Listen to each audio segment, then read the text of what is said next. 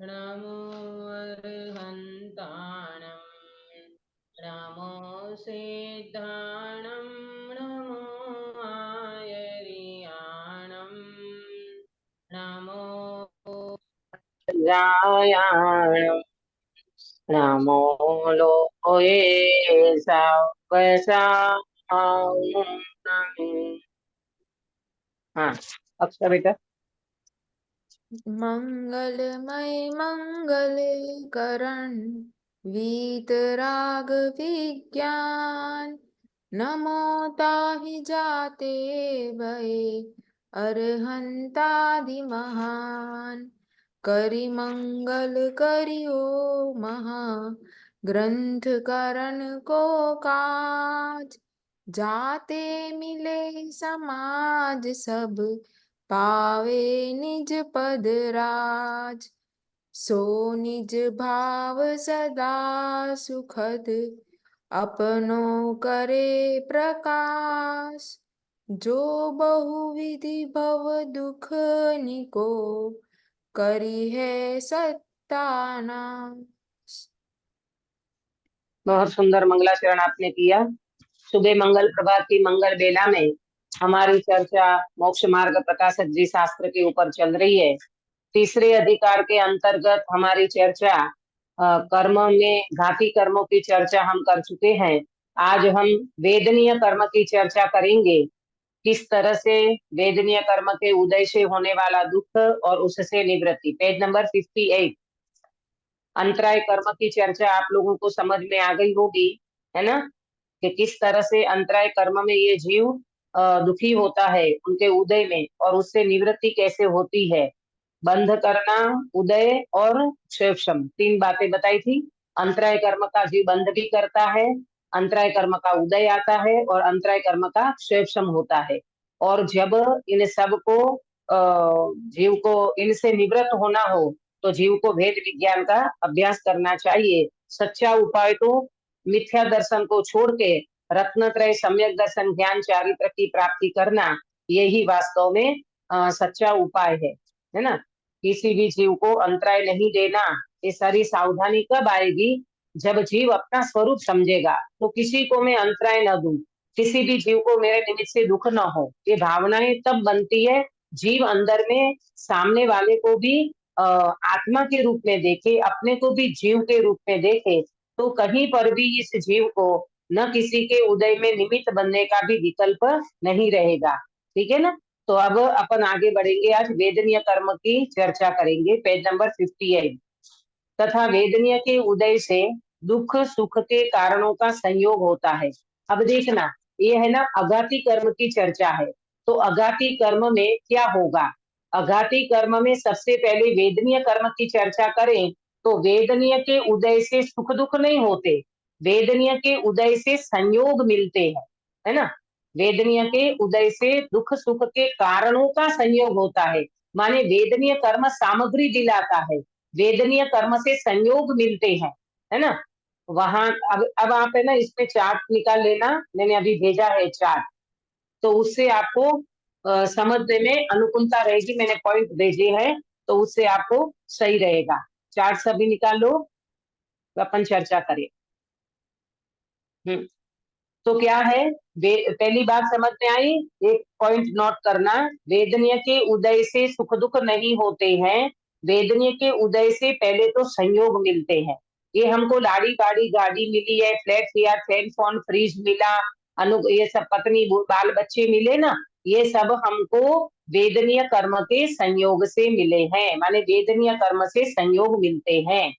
वहां कई तो शरीर में ही अवस्थाएं होती है, कई शरीर की अवस्था को निमित्त भूत बाह्य संयोग होते हैं, और कई बाह्य ही वस्तुओं के संयोग होते हैं, है ना। ये क्या होता है कि भाई वेदनीय से वेदनीय के कारण में पहले तो अपन शरीर को लेंगे, निमित्त नजदीक में अपना शरीर है, तो शरीर में कई अवस्थाएं निमित्त भूत बाह्य संयोग होते हैं। इसमें मैंने आपको तीन बातें नोट कराई है। वेदनीय के उदय से तीन स्थिति बनती है, चार्ट से चलोगे और नोट करते जाना आपकी कॉपी में, फिर ये सारे अपन क्विज के समय पूछेंगे। पहली बात, वेदनीय के उदय से तीन स्थिति। नंबर एक, शरीर की अवस्था सुख दुख रूप होती है।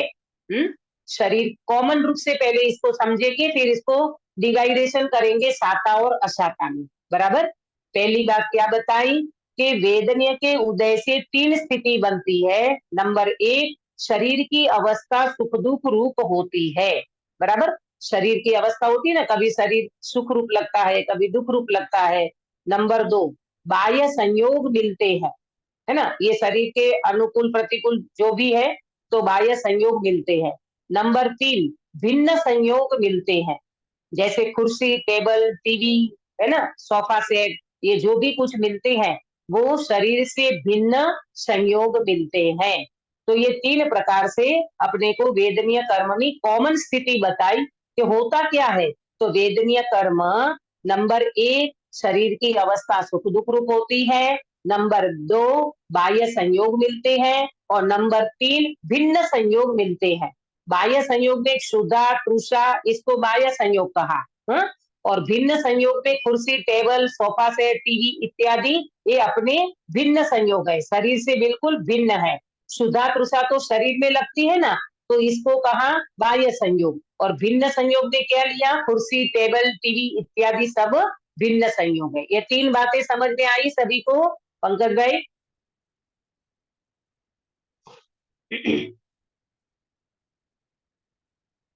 हाँ, वेदनीय कर्म के उदय से पहले तीन स्थिति बताई। हाँ, अब देखो, अब इसमें डिवाइडेशन, वेदनीय कर्म के दो भेद हैं, एक साता वेदनीय और एक असाता वेदनीय। बराबर। तो असाता वेदनीय के उदय में तीन स्थिति बनेगी, ये इसमें आएगा। अपने शास्त्र जी में भी लिखा हुआ है, असाता के उदय से तीन स्थिति बनेगी। मैंने आपको इसको पॉइंट वाइज भेजा है, तो आपको एकदम इजी हो जाए इसके लिए, है ना। तो देखो, असाता के उदय से तीन स्थिति कौन सी बनेगी, चार्ट में देखना। नंबर एक, शरीर में क्षुधा तृषा रोग पीड़ा होती है ना। शरीर में असाता होती है ना, तो पेट में दर्द होता है, कमर में दर्द होता है, सिर दर्द होता है, फीवर आता है, कैंसर होता है। तो ये सब किसके किसके निमित्त से होता है, असाता वेदनीय के निमित्त से। वेदनीय कर्म के दो भेद कौन कौन से, काश्मीरा बेन, वेदनीय कर्म के दो भेद कौन से? वेदनीय और असाता वेदनीय। हाँ, बहुत बढ़िया। एक असाता वेदनीय और एक साता वेदनीय। अभी अपन असाता की चर्चा कर रहे हैं। तो पहले क्या बताया कि असाता में तीन बातें बनती है। नंबर एक, शरीर में क्षुधा तृषा रोग पीड़ा होती है। हाँ, शरीर में क्षुधा होती है तो भूख लगती है, कभी शरीर में पीड़ा होती है, कभी शरीर में रोग आता है ना। तो ये सारी शरीर की स्थिति बनती है। नंबर दो, शरीर की अनिष्ट अवस्था के निमित्त भूत बाह्य, अति शीत, अति उष्ण, अति पवन, बंधन आदि का संयोग होता है।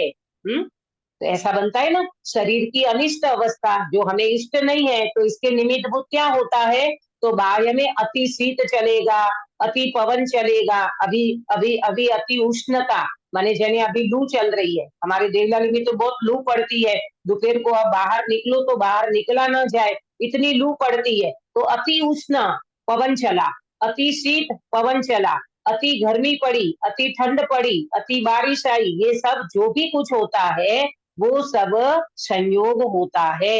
ये सब शरीर की अनिष्ट अवस्था में निमित्त बनते हैं।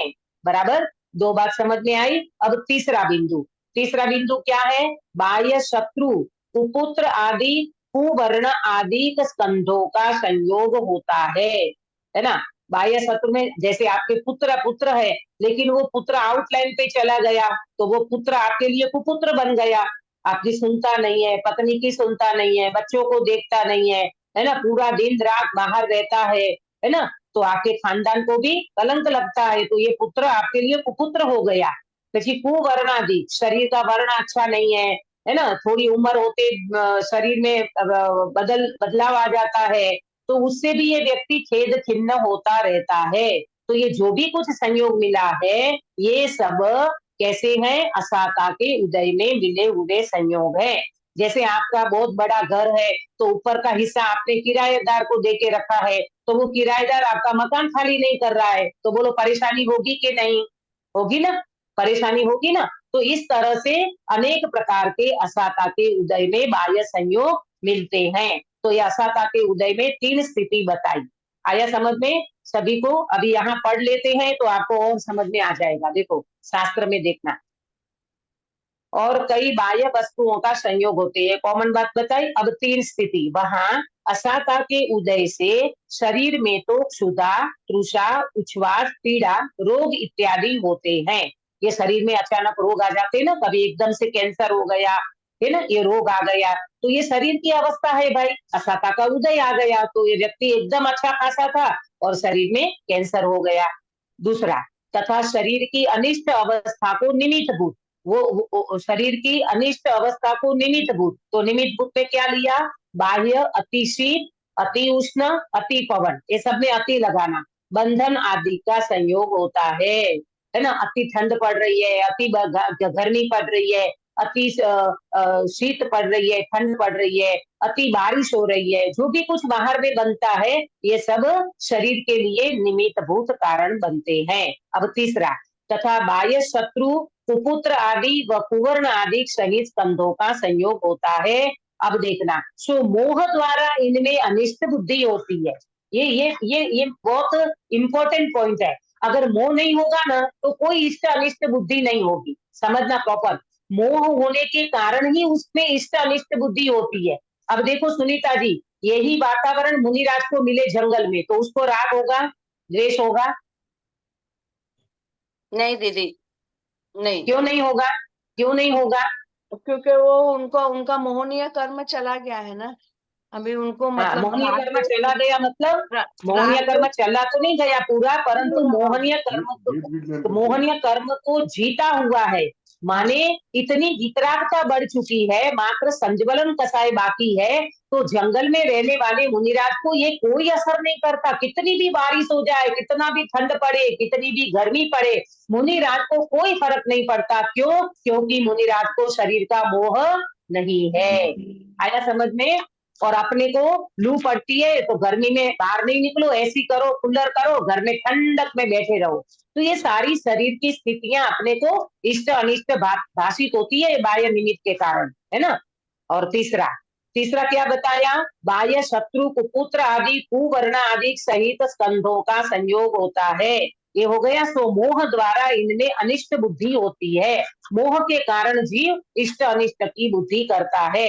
ये अनिष्ट बुद्धि क्यों बताई? असाता चल रही है ना, असाता में अनिष्ट बुद्धि होगी और साता के संयोग मिलेंगे तो उसमें इष्ट बुद्धि होगी। परंतु ये सब मोह के कारण होता है। तो अपने को क्या करना? ये संयोगों को हटाना, मिटाना, ये संयोगों में फेरफार करना, कि अपने को भेद विज्ञान का अभ्यास करना। नलिनी बेन क्या करना? अपने को भेद विज्ञान का अभ्यास करना चाहिए। हाँ, अपने को संयोगों को नहीं हटाना। अच्छा संयोग रहे और बुरा संयोग चला जाए ऐसा नहीं करना। अपने को इन संयोगों के बीच में भेद विज्ञान करना, असाता के बीच में भेद विज्ञान करना कि ये शरीर की पीड़ा मेरी आत्मा में बिल्कुल नहीं है, ये रोग मेरी आत्मा में बिल्कुल नहीं है, मैं तो वास्तव में इनसे बिल्कुल भिन्न हूँ, मैं तो ज्ञाता द्रव्य हूँ, जानने देखने वाला चैतन्य भगवान हूँ। शरीर का कोई भी परमाणु मेरे को स्पर्श तक नहीं करता। मेरे और शरीर के बीच में, जड़ और चेतन के बीच में कौन सा अभाव है प्रेमलता जी? कौन सा अभाव है? अत्यंत अभाव है। हाँ, बहुत बढ़िया, अत्यंत अभाव। ये देखो हमने पढ़े हैं ना पहले, तो वो सारी बातें अपने को लगाना चाहिए। अरे शरीर और आत्मा के बीच में तो अत्यंत अभाव है। फिर में ये शरीर गोरा मिले, काला मिले, वैसा कैसा कुबड़ा मिले, कुछ भी मिले, मेरे से मेरे में है ही नहीं ना, अत्यंत अभाव है ना। तो फिर क्यों मैं अनाप शनाप अभक्ष्य पदार्थों का सेवन करूं, है ना। ये सारे ब्यूटी पार्लर के सामान आते हैं ना, वो बहुत अभक्ष्य होते हैं, वो कोई अपने को छूने लायक नहीं होते हैं। परंतु जीव इसमें अनिष्ट बुद्धि करता है कि मेरा शरीर अच्छा नहीं है, मेरा कलर अच्छा नहीं है, मेरा बाल अच्छे नहीं है, मेरा ये अच्छा नहीं है, तो उसमें लगा रहता है। फिर कितने सारे अभक्ष्य पदार्थों का पाप करता है, माने उनके निमित्त से पाप कर्मों का बंध करता है। देखो तो क्या हुआ? जब इनका उदय हो तब मोह का उदय ऐसा ही आवे जिससे परिणामों में महाव्याकुल होकर इन्हें दूर करना चाहिए। ऐसा कलर नहीं चाहिए, इसको दूर करो, ऐसे बाल नहीं चाहिए, और मालूम ये आजकल ये हमारी महिलाएं, जेंट्स को तो चलो जो भी हो, महिलाएं जो ये डाई वगैरह लगाते हैं ना, फिर उम्र होती जाती है ना तो बाल तो आजकल तो छोटी छोटी उम्र में बाल सफेद होने लगते हैं, है ना, छोटी छोटी उम्र में बाल सफेद होने लगते हैं। फिर वो डाई करते करते करते करते जब उम्र हो जाती है ना, तो वो तो नेचुरल बाल सारे सफेद हो जाते हैं। फिर शर्म आती है, बाहर निकलो तो ऐसा लगता है अरे बिना डाई से निकलो तो ये तो पूरा माथा सफेद पड़ा है, अब डाई नहीं करो तो ये तो पूरा बाल सफेद हो जाएगा। और पब्लिक ने हमको अभी तक कैसा देखा है, बिल्कुल काले घने बाल देखे हैं। अरे भैया, ये सब करने की क्या जरूरत पड़ी? मालूम पहले के राजा महाराजा, पंकज भाई, पहले के राजा महाराजा एक बाल सफेद देखते थे तो कहाँ चले जाते थे? हाँ, जंगल में एक बाल सफेद देखते थे जंगल में चले जाते, मुनि दीक्षा अंगीकार कर लेते थे, इतना बैराग आ जाता था। और आज पूरा बाल सफेद हो जाता था, बैराग का तो नाम निशान नहीं, ऊपर से डाई करके ऐसा लगता है मैं तो जवान हूँ। अरे रे प्रभु, ये शरीर को जैसा भी परमाणु का संयोग मिला है, इसमें अपने को राग द्वेष नहीं करना, इष्ट अनिष्ट बुद्धि नहीं करना, अरे वैराग जगाना। ये मालूम कितना भी तुम कर लो, ये उम्र होते ही इंद्रियां शिथिल होने लगती है, झुर्रियां पड़ने लगती है ना, ये सब होने लगेगा क्योंकि ये पुद्गल का नेचर है, पुद्गल का स्वभाव है। तो आया समझ में? तो क्या होता है, अनिष्ट बुद्धि होने के कारण ये सब अनिष्ट लगता है तो व्यक्ति महाव्याकुल होता है, और जब तक वे दूर ना हो तब तक दुखी रहता है। इनके होने से तो सभी दुख, क्या है शब्द इसमें दिख नहीं रहे, आप में क्लियर है क्या इधर? इनके होने से तो सभी दुख, मानते क्या हैं, शब्द में, मानते सभी हैं। दुख मानते हैं, हाँ मानते हैं।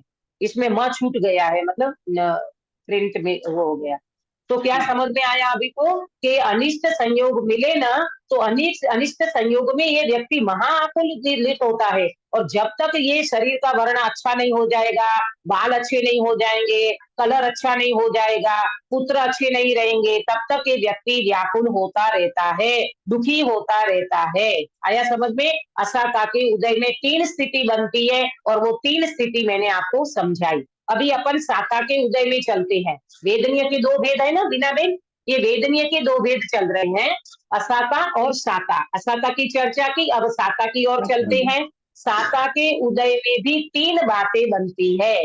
नंबर 1, आप चार्ट में देखना, फिर अपन यहाँ से पढ़ेंगे।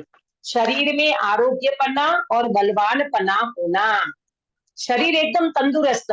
कई कई लोग ऐसे बोलते हैं दीदी हमारी तो इतनी उम्र हो गई, आज तक हमने सूंठ जैसी चीज का भी यूज नहीं किया, हमारा शरीर बहुत अच्छा है, हमारा हमारा हमारा शरीर हेल्दी है, हम बिल्कुल तंदुरुस्त रहते हैं, अच्छी बात है ना। तो शरीर में आरोग्यपना और बलवानपना, इतनी उम्र हो जाती है तो भी उसका शरीर का बल ज्यों का त्यों बना रहता है। नंबर 2, शरीर की इष्ट अवस्था में निमित्त खान-पान आदि तथा सुहावने पवन आदि का संयोग होता है। वहां कैसा पवन था? अनिष्ट था, है ना, अच्छा नहीं था, अति पवन, अति शीत, अति ठंड, अति गर्म। और यहाँ क्या है? इष्ट अवस्था, माने अपने को प्रिय, अपने को रुचे वैसा, अपने को अच्छा लगे वैसा। तो उसमें क्या होगा? उसमें निमित्त में क्या होगा? खान पान अच्छे मिलेंगे और सुहावने पवन आदि मिलेंगे। जैसे कश्मीर वगैरह लोग घूमने क्यों जाते हैं, है ना, और तुम्हारे शिमला, कश्मीर और क्या क्या तुम्हारे घूमने के जो स्थान है ना, तो वहां व्यक्ति क्यों जाता है? अच्छी अच्छी लहरें चलती है, अच्छी अच्छी पवन चलती है, अच्छा अच्छा सब वहाँ ग्रीनरी सीनरी सब कुछ अच्छा देखने को मिलता है, तो वो व्यक्ति को अच्छा लगता है। और खान पान आदि तो पूछो ही नहीं, आज की पब्लिक में तो खान पान आदि को तो पूछो ही नहीं। हलवा पूरी तो अब एकदम कॉमन हो गया, अब तो पिज्जा, बर्गर, ये दुनिया भर के साधन, और सारे के सारे मैदे के बने हुई वस्तु पेट में चिपक जाए ऐसा, बिल्कुल खाने योग्य नहीं है। अपने अगर विचार करें तो एक तो देखो बाजार का पदार्थ वैसे नहीं खाना चाहिए, घर पे भोजन बनाना चाहिए, और घर पे भोजन नहीं बनाते हो, बाजार का खाते हो, तो शरीर में असाता का उदय भी आता है ना। लेकिन क्या करे, रसना इंद्रिय को व्यक्ति जीत नहीं पाता, तो उसी हिसाब से अभक्ष्य पदार्थ भी खाने को तैयार हो जाता है। पर साता का उदय है ना भाई, तो ये सारे संयोग मिलेंगे, खाओ पियो मजा करो। देवलाली लोग, देवलाली तो आरोग्य धाम, पंकज भाई अपना देवलाली आरोग्य धाम माना जाता था। हाँ हाँ हाँ, और आज आज थोड़ा बहुत बचा है, ज्यादा कुछ बचा नहीं है। आज आप देखो इतनी गर्मी जिंदगी में कभी नहीं पड़ी होगी, इतनी गर्मी पड़ रही है। ये सब क्यों? क्योंकि इतना सारा ये बिल्डर वगैरह का काम, बिल्डिंग को बनाने का काम, एक तरफ देखा जाए तो इतनी पब्लिक बढ़ रही है और एक तरफ देखा जाए तो झाड़ पान सब साफ हो रहा है। क्यों? डूंगर भी साफ, पर्वत भी साफ होते जाते हैं, डूंगर भी उसमें से रास्ता निकालते हाईवे का, और पब्लिक ज्यादा बढ़ जाती है तो बिल्डिंगें बनती है। इससे सारी ग्रीनरी खत्म होती जाती है, नेचुरल वातावरण खत्म होता जाता है। तो फिर क्या रहेगा? वो आरोग्य धाम रहेगा कि रोगों का घर बनेगा? लोगों का धाम रहेगा, रोगों का घर बनेगा और क्या होगा? लेकिन क्या करे भाई, पंचम काल है, निकृष्ट काल है, उतरता काल आएगा तो अब तो ये सब होने वाला है। अपने को तो अपना काम कर लेना चाहिए, जैसी भी स्थिति है वैसी स्थिति में अपने को वेद विज्ञान का अभ्यास करना, और कोई उपाय नहीं है। बराबर? तो ये दो चीज बनी इष्ट अनुकूल उसमें साता के उदय में। और तीसरी स्थिति बनी स्त्री, पुत्र, हाथी, घोड़ा, धन, धान्य, मकान, वस्त्र आदि का मिलना, है ना। अब आपके अनुकूल स्त्री मिल गई, आपके अनुकूल पुत्र मिले, आपको घर में हाथी घोड़ा, वो तो पहले जमाने में था। अभी आपके यहाँ मर्सिडीज, तो कौन नाम है उसका, मर्सिडीज क्या बोलते हैं, कार जो बहुत महंगी आती है ना, वो कार मिली। फिर धन धान्य मकान, बड़ा बंगला मिल गया, अंबानी जैसे 40 मंजिल का पूरा बिल्डिंग मिल गया। तो ये सब साता वेदनीय के उदय में मिलता है ना। ये साता वेदनीय के उदय में ये सब चीजें मिलती है। पर अब देखना, इसमें एक और बात देखना, अपन पढ़ेंगे तो मैं साता का वाला चैप्टर पढ़ती हूँ, हाँ देख लो। तथा साता के उदय से शरीर में आरोग्यवानपना, बलवानपना इत्यादि होते हैं, और शरीर की इष्ट अवस्था को निमित्तभूत बाह्य खान पान आदि तथा सुहावने पवन आदि का संयोग होता है। तीसरा, तथा बाह्य मित्र, पुत्र, स्त्री, किंकर, हाथी, घोड़ा, धन धान्य मकान, किंकर माने नौकर, धन धान्य मकान वस्त्र आदि का संयोग होता है। बराबर? यहाँ तक तो ठीक है। और मोह द्वारा इनमें इष्ट बुद्धि होती है। ये खतरनाक है। मोह हुआ ना तो उसमें इष्ट बुद्धि जरूर होगी, ये मेरे बने रहे, ये संयोग मेरे अच्छे बने रहे। अच्छा एक बात बताना, ये जब संयोग मिले हैं ना, तो जैसे स्त्री मिली, पुत्र मिले, है ना, तो ये सब अपने को लगता है कि ये साता के उदय में ये सारा मेरे घर में बहुत अच्छा वातावरण है, सब कुछ है। एक बात बताना, पत्नी, अच्छी पत्नी मिलना ये पुण्य का उदय की पाप का उदय? अंकित भैया, अच्छी पत्नी मिलना ये पुण्य का उदय की पाप नहीं, पत्नी मिलना, अच्छी पूरी नहीं करते अभी अपन, पहले पत्नी का मिलना पाप का उदय की पुण्य का उदय? साता का ही, अगर अच्छा हुआ तो साता, बुरा हुआ तो असाता का उदय।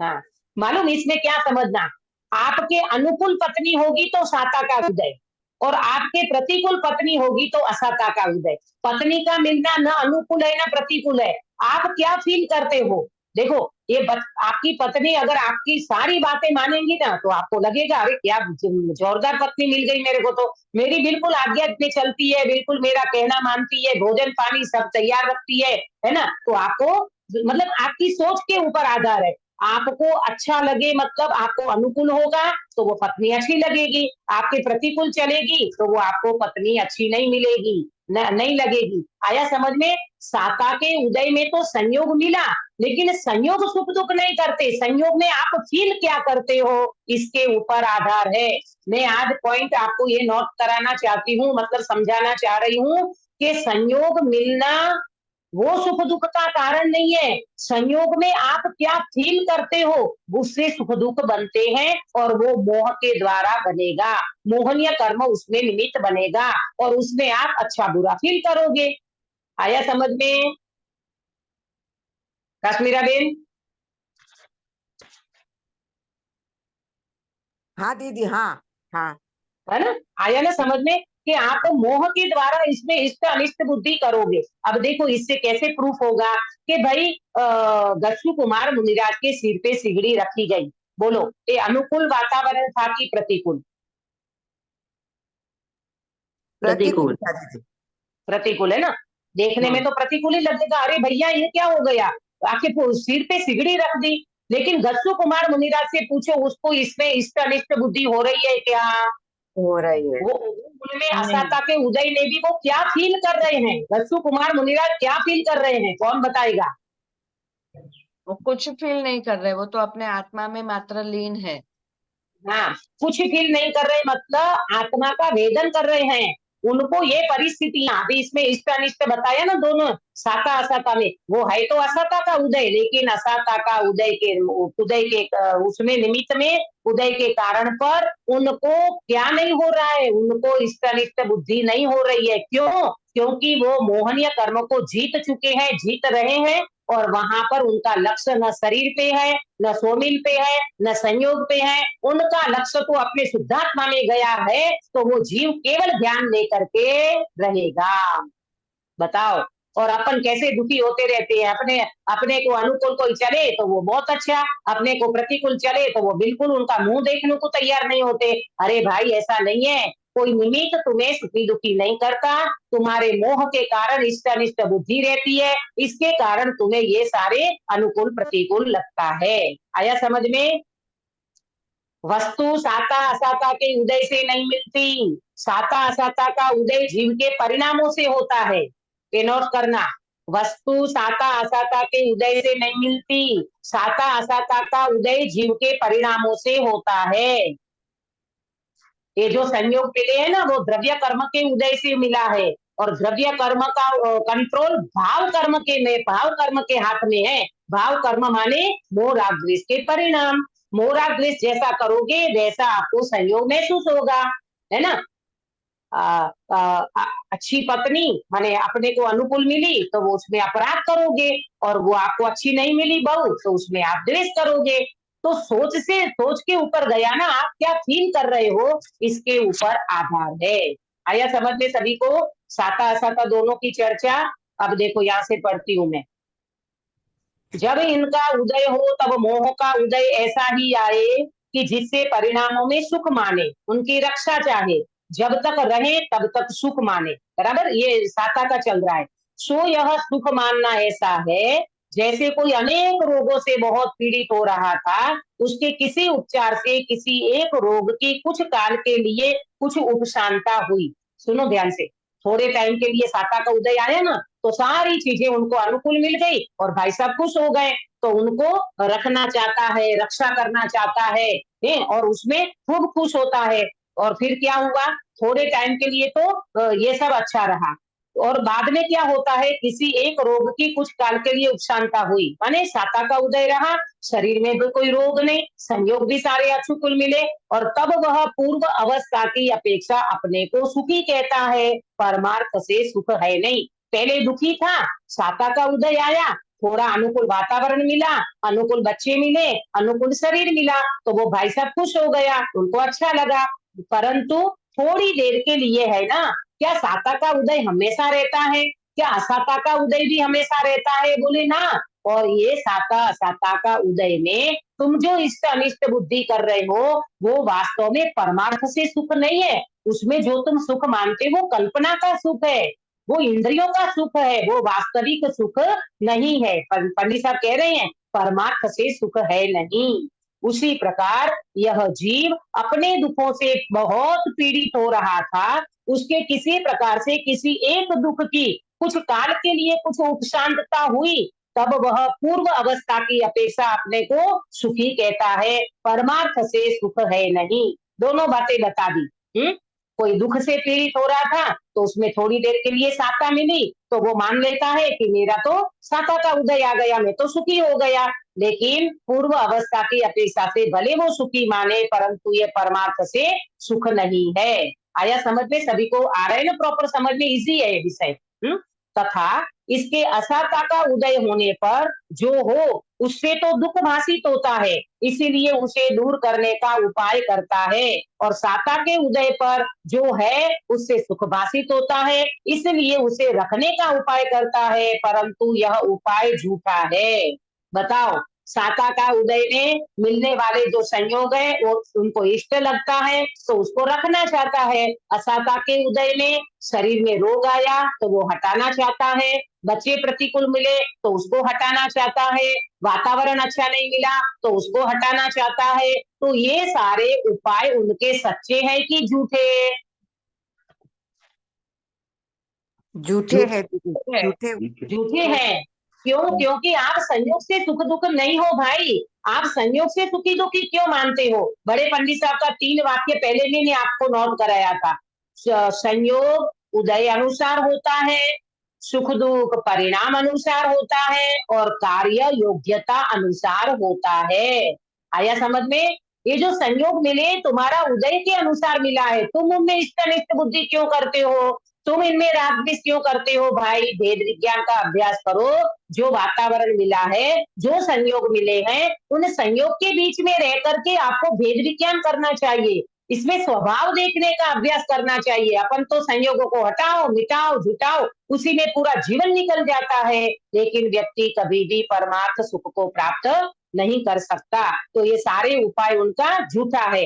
असाता के उदय में मिलने वाले निमित्तों को हटाना चाहेगा और साता के उदय में मिलने वाले निमित्तों को रखना चाहता है। तो ये तो तुम्हारी इष्टनिष्ट बुद्धि हो गई। तुम इनमें राग द्वेष कर रहे हो। अरे भाई ऐसा नहीं करो। राग द्वेष को दूर करना है, संयोगों को दूर करना नहीं है। और राग द्वेष को जीतना है तो किसको देखो? वितराग स्वभावी भगवान आत्मा को देखने का अभ्यास करो।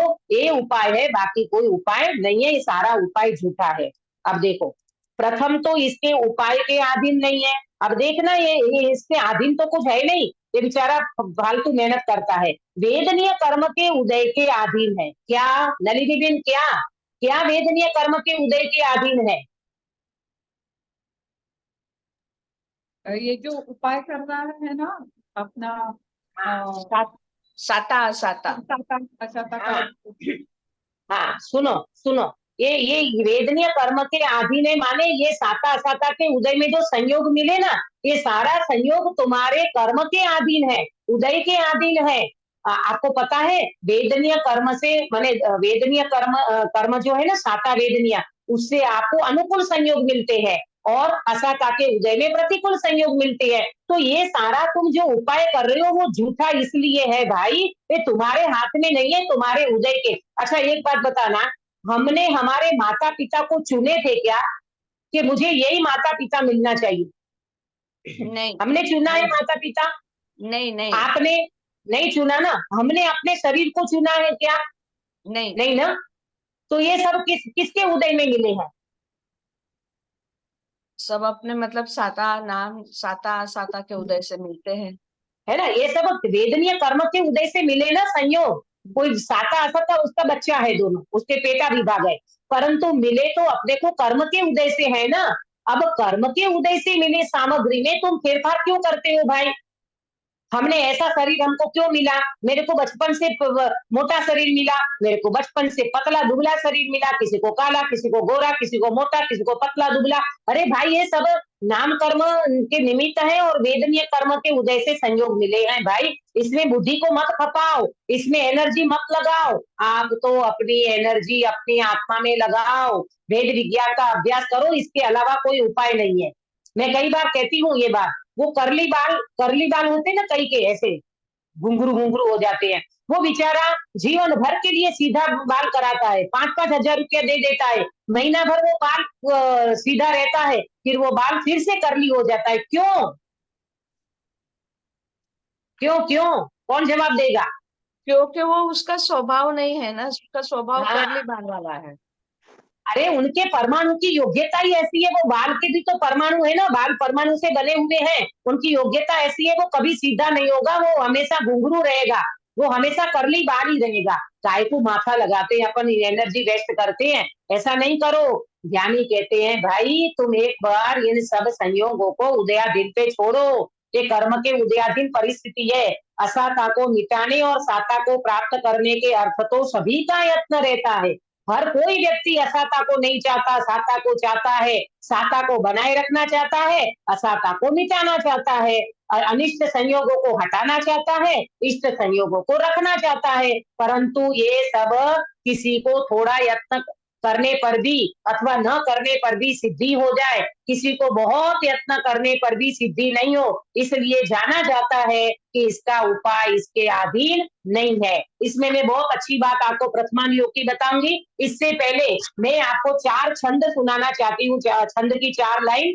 आत्मानुशासन किसने लिखा है? आत्मानुशासन ग्रंथ किसी को पता है सभा में आत्मानु ग्रंथ के रचयिता कौन? थोड़ा बहुत शास्त्रों का भी अभ्यास होना चाहिए।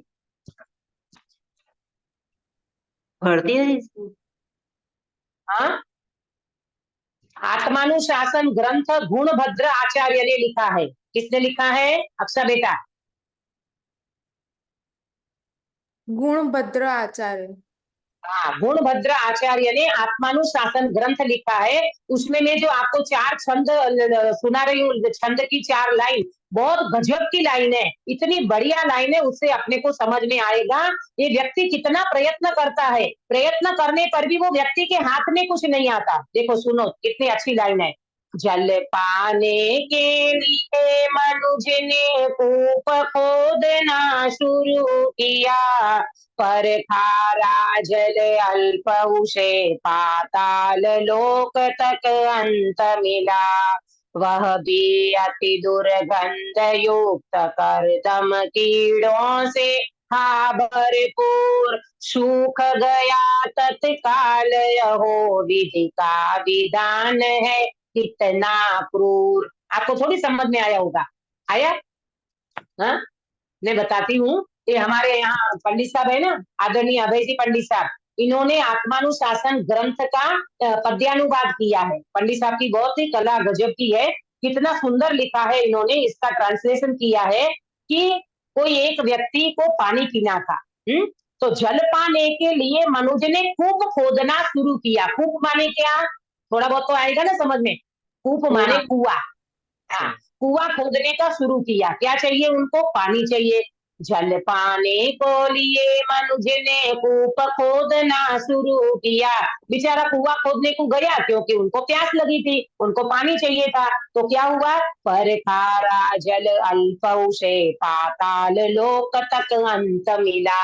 परंतु वो खोदता गया, खोदता गया, खोदता गया, खोदता गया, इतना खोदा और खोदने के बाद पानी कैसा निकला अंकित भैया? हाँ, खारा जल मिला। एक इतना खोदा, बेचारे ने मेहनत करी दिन भर और पानी निकला तो बिल्कुल खारा मिला। और खारा तो मिला, अकेला खारा नहीं, वह भी अति दुर्गंध युक्त करदम कीड़ों से था भरपूर। कैसा था वो पानी? खारा पानी तो था, परंतु कैसा था कौन बताएगा? दुर्गंध वाला और बिना कीड़ों से भरपूर था। दुर्गंध वाला एकदम एकदम अति दुर्गंध। ऐसा पानी उसमें से बिल्कुल बदबू आ रही थी, गंदी स्मेल आ रही थी और कीड़ों से कीचड़ से भरपूर था। सूख गया तत्काल ओ विधि का विधान है कितना क्रूर। अरे विधि का विधान तो देखो, बेचारे ने इतनी मेहनत करी, पानी तो निकला, खोदता गया, पानी खारा निकला। खारा तो निकला परंतु वो पानी दुर्गंध युक्त निकला। वो पानी दुर्गंध युक्त निकला, कीड़ों से भरपूर निकला और तत्काल सूख गया। अरे रे, विधि का विधान कितना क्रूर है। ये क्या समझा रहे हैं पंडित साहब अपने को? ये समझा रहे हैं भाई तू ये संयोगों में मेहनत क्यों करता है? ये तुझे जो संयोग मिले हैं उसमें इष्ट अनिष्ट बुद्धि क्यों करता है? ये साता असाता के उदय में मिलने वाले संयोगों हटाना मिटाना जुटाने का प्रयत्न मत कर। वो तेरे भाग्य में होगा तो रहेगा और तेरे भाग्य में नहीं होगा तो नहीं रहेगा। ये सारा उदयाधीन परिस्थितियां है, तू उसमें तेरी बुद्धि को मत लगा। और एक अंतिम दृष्टांत आज का देकर के मैं आज की बात को विराम दूंगी। देखो यहाँ पर आया ना कि कोई एक व्यक्ति थोड़ा यत्न करता है और उनको वो सिद्धि हो जाती है, और कोई व्यक्ति बहुत प्रयत्न करता है तो भी उनको सिद्धि नहीं होती। मैं आपको ले चलूंगी प्रथमानुयोग में शंभु कुमार, सुपर्ण नखा का बेटा शंभु कुमार, क्या नाम था उनका? अक्सा को याद होगा, रामायण सुनी है ना बेटा आपने, है ना? वो जो रावण का भांजा, वो जो 12 साल गया था ना जंगल में, उन्हें एक वो बनाई थी लकड़ी की खोली बनाई थी और उसमें बैठ करके स्वॉर्ड लेने गया था और लक्ष्मण करके लेके हाँ, गया। हाँ, हाँ। तो वो क्यों गया था? 12 साल तक वो क्या बोलते वो उनको स्वर्ण की नहीं, 12 साल तक वो सिद्धि करने के लिए गया था, तलवार की सिद्धि करने को गया था।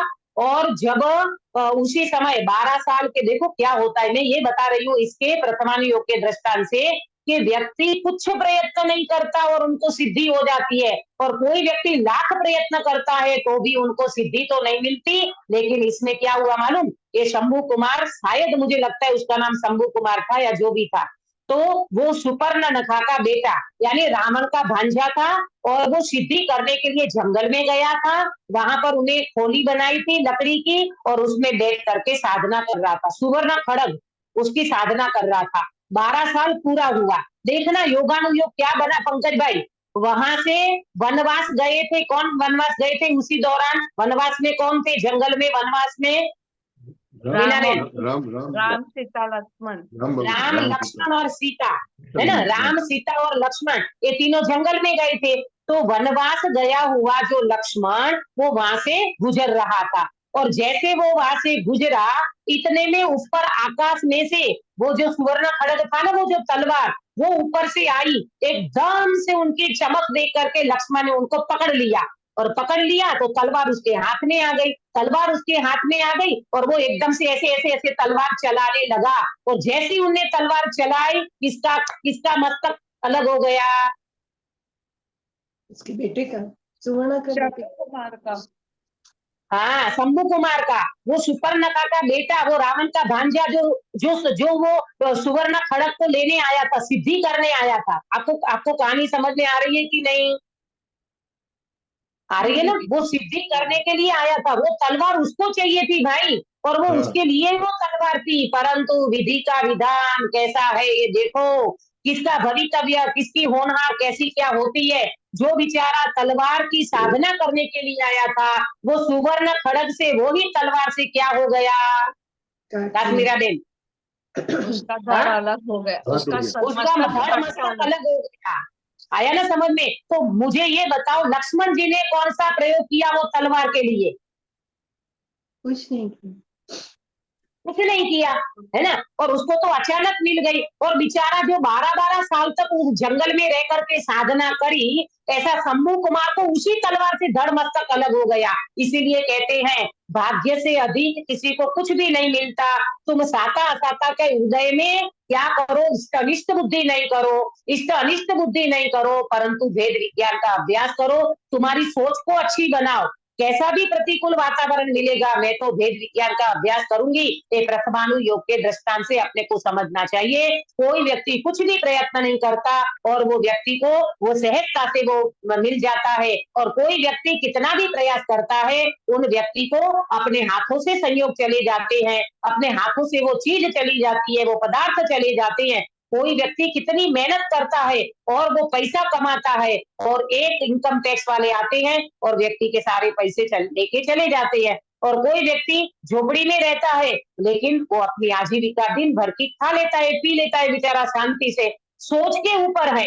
कोई व्यक्ति बादाम का हलवा खा करके भी सुखी नहीं रह सकता, और कोई व्यक्ति सूखी रोटी खाकर भी सुखी रह सकता है। क्यों? क्योंकि आपकी सोच के ऊपर आधार है। कैसी है आपकी सोच? आप थोड़े में भी सुखी रह सकते हो, और आप बहुत बड़े ताम झाम में भी सुखी नहीं रह सकते। ये सारी बातें पंडित साहब यहाँ समझा रहे हैं। साता असाता का उदय, उसमें आप इष्ट अनिष्ट बुद्धि मत करो। संयोग आपको उदय कर्म के उदय से मिले हैं, और जो संयोग मिले हैं उसमें भेद विज्ञान करो, स्वभाव की दृष्टि करो, मोह को जीतने का अभ्यास करो, भेद विज्ञान का अभ्यास करो, तो जरूर इन वेदनीय कर्म के उदय से मिले हुए संयोगों में आप तृप्त रह सकते हो, शांत रह सकते हो, और अपना कार्य कर सकते हो। आगे की चर्चा और बाकी है, इसकी चर्चा अपन कल करेंगे। निज निधि निज में बताई, यह अनंत उपकार है, इसके लिए जिन वाणी माँ को वंदना सतवार है, वंदना सतवार है। पंकज भाई काय सर कराओगे? हाँ जी। नमो दीनताणे नमो सिताणे नमो आयर्याणे नमो वज्राणे नमो लोये सौवसाहुणं नमो दीनताणे नमो सिताणे नमो आयर्याणे नमो वज्राणे नमो लोये सौवसाहुणं नमो दीनताणे नमो सिताणे नमो आयर्याणे नमो वज्राणे नमो लोये सौवसाहुणं नमो दीनताणे नमो सिताणे नमो आयर्याणे नमो वज्राणे नमो लोये सौवसाहुणं नमो दीनताणे नमो सिताणे नमो आयर्याणे नमो वज्राणे नमो लोये सौवसाहुणं नमो ओरियंताणं नमो सिद्धाणं नमो आयर्याणं नमो उज्जाणं नमो लोय सवतावणं नमो ओरियंताणं नमो सिद्धाणं नमो आयर्याणं नमो उज्जाणं नमो लोय सवतावणं नमो ओरियंताणं नमो सिद्धाणं नमो आयर्याणं नमो उज्जाणं नमो लोय सवतावणं नमो ओरियंताणं नमो सिद्धाणं नमो आयर्याणं नमो उज्जाणं नमो लोय सवतावणं नमो ओरियंताणं। बोलो अंतर्मुख मुद्राधारी सर्व जिनेन्द्र भगवान की जय हो। नित्य बोधिनी द्वादशामय जिनवाणी माता की जय हो। कम 9 करोड़ सर्वे वितरागी महामुनि राजों की जय हो। परम अहिंसामय वितरागी जैन धर्म की जय हो। सभी को जय जिनेन्द्र। जय जिनेन्द्र। कल आप करोगे